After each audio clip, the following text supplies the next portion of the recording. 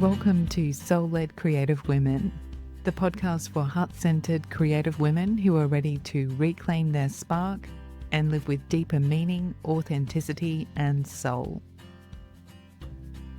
In this episode, I'm joined by Alexandra Bella.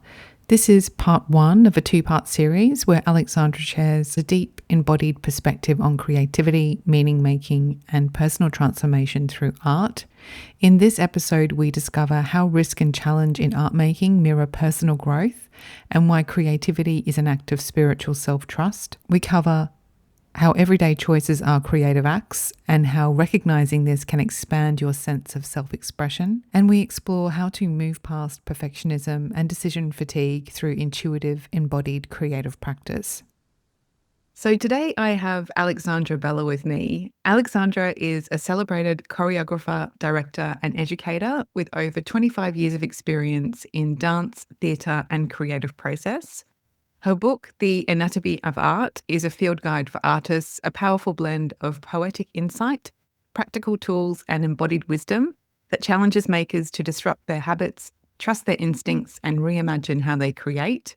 Whether in the studio or on the page, she brings clarity, rigor, and deep care to the messy, beautiful work of making art. So welcome, Alexandra. Thanks so much. So today we're going to be exploring the power within the creative process and the power within art making itself, but with a slightly different perspective for my listeners, embodying Alexandra's creative passions in theatre and dance. So first, let's just start with your journey, Alexandra. Tell us a bit about your creative life journey and how you've ended up here talking to me. I knew I was a dancer from a pretty young age. Pretty quickly in my first dance class, at about 8 years old, I felt like I had found myself and home. And, at an age, 10 or 11, when people were like, what do you want to be when you grow up? I would say, oh, I'm already doing it. I'm a dancer. So I danced, and even though I got a lot of pushback from teachers because I had a non-traditional body for a dancer, I just didn't feel like I had any other real choice. And I don't mean that in a bad way. It just felt like inevitable. So I went to college and got my undergrad in dance and also in English because I was simultaneously a nerd. And then I left and had a performance career. Turns out those teachers were wrong. And I got into a big dance company and was lucky enough to travel the world for about 7 years with Bill T. Jones, our New Zealand dance company, where I had a lot of amazing vantage to watch him create. And he was quite a genius creator. I got a lot of feeling towards the idea of making my own work while I was in the company. And I left when I was almost 30 to start my own dance company, which I ran for 16 years. And it was really a dance theater company. There was a lot of speaking, a lot of text. My English degree and my dance degree were definitely fertilizing each other. And so it was a lot of times teaching dancers to speak, to act, to write, to create. And I was collaborating with composers and, of course, lighting designer, costume set, projection, video design, and really in love with all of it. During that time, I was also teaching dance, choreography, got my MFA along the way, and then got a degree in something called Laban movement analysis and Bartenia fundamentals, which is basically a way to analyze human movement for meaning. And to look at the anatomy and biomechanics of the human body towards efficiency. All of that brought me into theater, like the real theater world, and allowed me to start collaborating with actors to help them make physical choices that would deepen their meaning and their communication, and to stage and choreograph for plays. So I've been doing that for years. And that work, the Laban Bartenieff work, also allowed me to work individually with people on what we might call healing, but healing through movement. I don't have a dance movement therapy license, but essentially, what I'm doing with private clients is using movement towards healing, which is what dance movement therapy does as well. So right now I see private clients. I've written 2 books, which are both about to be published, one about Laban and Bartenieff for conductors. So I'm dealing with the movement of the human body, particularly in conducting. Okay. And this one that you mentioned, The Anatomy of Art, which is like a very comprehensive deep dive into what goes into our creativity. Mm-hmm. So those are the two that are coming out, and I'm seeing private clients and teaching classes and still choreographing. Mm.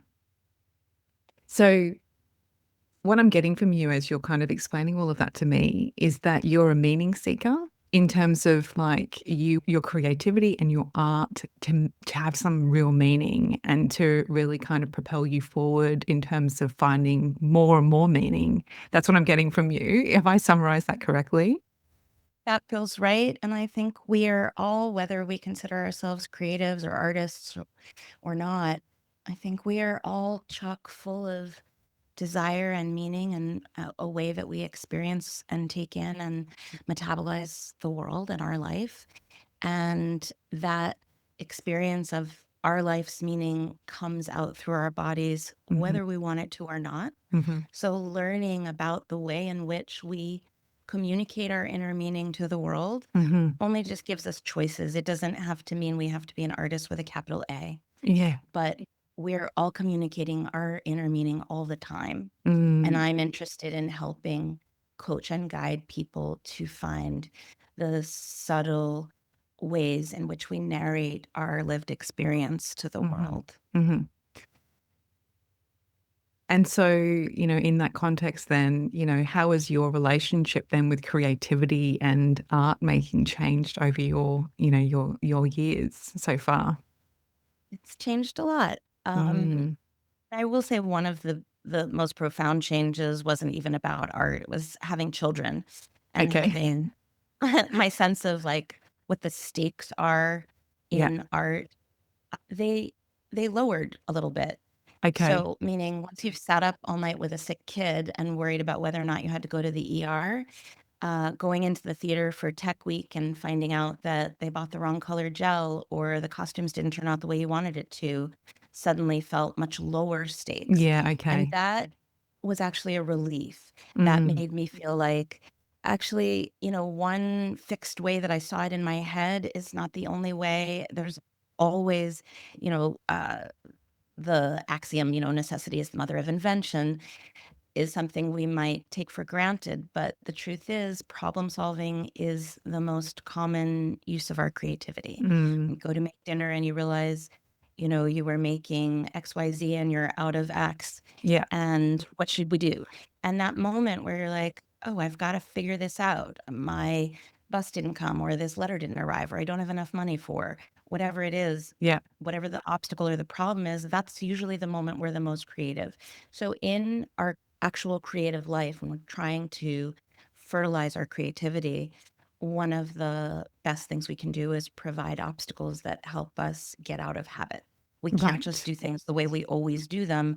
We have to overcome a hurdle, solve an obstacle, creative problem solve.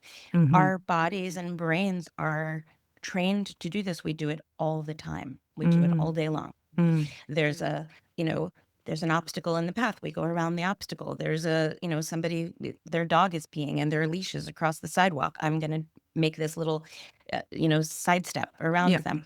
We're always adapting to things that we're not expecting in our environment. So we are very well trained to do that. We just need to bring that into our creative life more. Yeah. And I would say that's one of the biggest things I've learned is that expectation and assumption are the enemy of creativity. Yeah. Okay. And actually, I mean, the creative process and showing up for your art, it really teaches you how to take risks in life as well, right? It's a risk So taking thing too. As you hit those hurdles and those barriers, a lot of people give up because actually it's just a bit too hard and what's the point? And like it's just art. But actually, if you can learn to step into the power of risk and challenge, it actually then has a ripple effect into the rest of your life. Would you agree with that? absolutely. I would definitely agree with that. And I also think that like we call something real life and then we call something art with more of a capital A, but they're the same thing. Your art Yes. is in your life, your life is in Yes. your art. Your body is making whatever you're Yes. making, whether it's a physical art or not. Even when I'm writing, it's my body that's doing the writing. And, it's in my head. Once it's out of my head, it's come through my body in some way. I've spoken it, I've written it, I've moved it. But my lived experience comes through my body out into the world. And that is my creativity. And we can get so frozen in making Mm, decisions. We can get so decision fatigued and so risk averse yeah. that making any choice feels so high stakes that we make no choice. So that's stagnation. Yeah, and I think that probably when people are really learning to embrace creativity for the first time, particularly if they haven't, had a love for dance since the age of 8, Mhm. I think it is quite separate, and then over time, I think it can become very intertwined in your everyday life, where it becomes more of like the way that you live and the way that you function and the way that you nurture yourself and heal yourself and the way you step into your power. But I think that it is separate at the beginning, and it's a learning process, in terms of learning how Yeah. to do that. Yeah. And I think one process to let those two roads begin to merge is to notice how often you make creative choices without it feeling like it freezes you up. So, you're making soup and you're like, taste it, something's missing. What is it? I think a little more salt. Put salt in. That's it, but I need a little more. And then you take one taste of it and you're like, ooh, I hit it. I nailed it. That's it. And in your body, I found it. And we do that all day long. Where should the couch go in my new apartment? What top should I put on with this bottom? And sure, sometimes we get stuck in even those decisions. But I think for the most part, we are used to making creative decisions all day long. We Hmm. just need to notice that that's what we're doing. So then when we pick up a colored pencil and a journal, it doesn't feel like something that's such an outlier to our Strange. daily life. Mm. Yeah, make a line, make a circle, Yeah. draw a shape, do anything. Yeah. Put that to the page just the way you put salt to your soup. Yeah. And then that process, that line, that mark, that shape, that color, that can evolve into something else as you grow. You know what I mean? Yeah. Yeah. It And it can, gives you an opinion too, right? Like I'm a firm believer that we can't have opinions about things that are in our head. We can yeah. only have opinions about things that are in the world because when it's in our head, it doesn't actually exist. Yeah. Once we've put it out there, we have a sentence on a page, we have a line on a page, we have a movement in space. Then we can say, oh, I like it, or oh, I don't like it. Oh, I'd like it if. I Yeah. like it, but, and then we have somewhere to go. But until something's out of our brain, Yeah. there's no momentum because nothing really exists. Yeah. Don't know unless you try, right? Okay. So what was kind of the trigger, I guess, for the curiosity you have around exploring the creative process and going really deep with it? Was it part of a spiritual awakening or a spiritual deepening for you? Like what was that about? What was the trigger? Well, on a pragmatic level, I was working with a lot of artists on their art. So I was trying to help people find their own voice, their vision, be more themselves.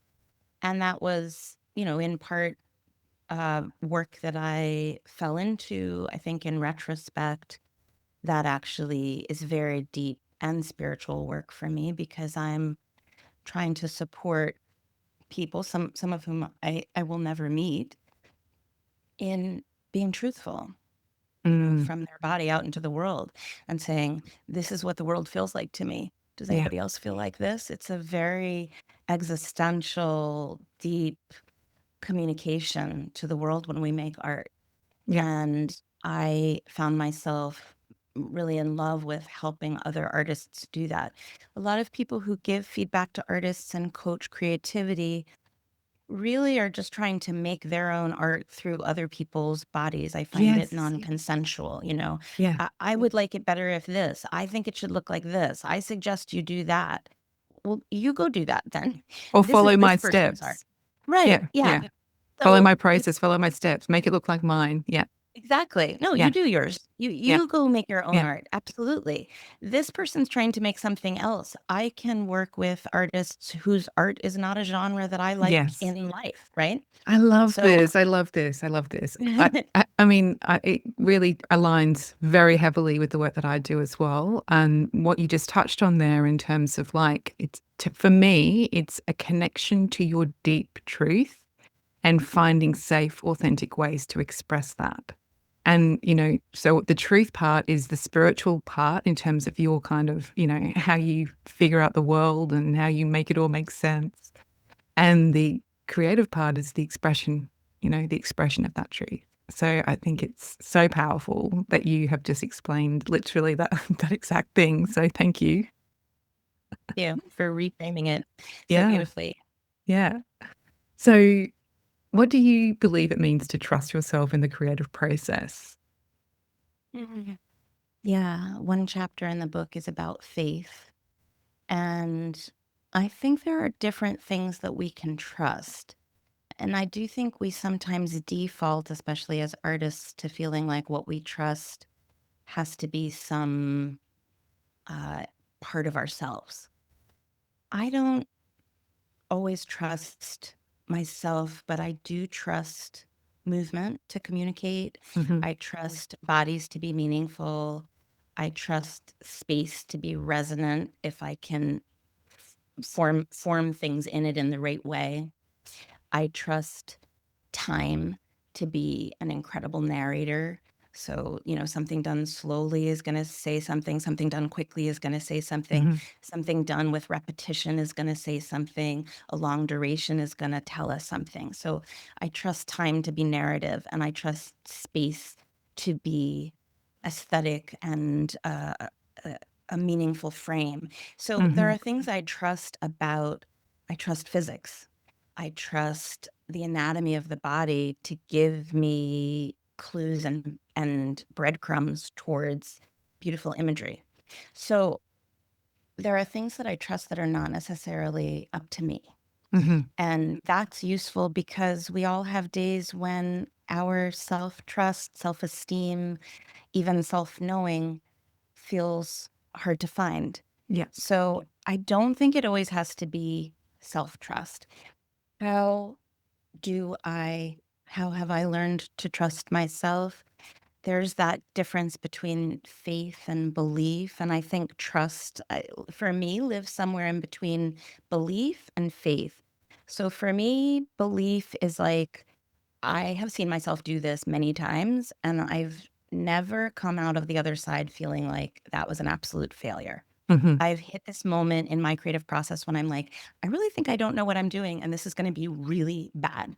I hit that moment in every single thing I make. So Hmm. part of my belief system is, oh, are you there again? Yeah, you always are there. And it always turns out you hit this moment where you're like, I don't have enough time to finish this. This is not going to get done.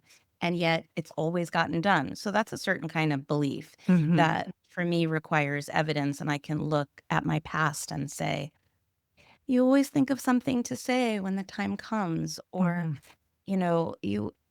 you've never had a situation in which you got to opening night, you didn't have a show. So that's a certain kind of belief. The faith is something else, and that is often not in myself, but in these bigger ideas of creativity. Hmm. Time, space. I think relationships are so meaningful. I think when you put more than one person on stage, we instantly start to storytell. I don't have to do that. I don't have to make up every part of it. Yeah. The human brain is there in the audience, and I know certain things about how that brain works. If I get bodies that are behaving really authentically on stage in a play, I know enough about neurology to say the mirror neurons in the audience are going to be firing, and they're going to be in their own embodied experience watching this. If Hmm. somebody does a quick jerk away or a slow reach in, the bodies in the audience are going to recognize those moments and have emotional associations. I don't have to paint every No. dot of every color. But it's So energy, that's right? It's an energy exchange between the audience and the performer in that case, right? yeah. It's just So I energy. get to have faith in that. Like Mm. I know that that's there. That's just out there for me. I don't that doesn't require me. So part of my trust is recognizing that I'm not responsible for every part of the outcome. There, Yes. the receiver is more than half of the outcome. Certain fundamental ways that we create meaning as human beings are always available to me. And all I have to do is continue to be willing to make choices, which, as you said, is risky. Mm-hmm. So I've got to be willing to engage in risk. And so I would say the very long journey to the short answer to your question is I engage in faith through repetitive observation and the willingness to take risks. Yeah. Beautiful. Love that. Hey, Sam here. Thanks so much for listening to the end. If you'd like to keep the conversation going, I would absolutely love to hear from you. Join my free soul-led creative community and gain access to free guides and resources, plus exclusive events and workshops, all from within the members area. This is your chance to connect with me and other like-minded souls. Please head to samhorton.co/community. Take care.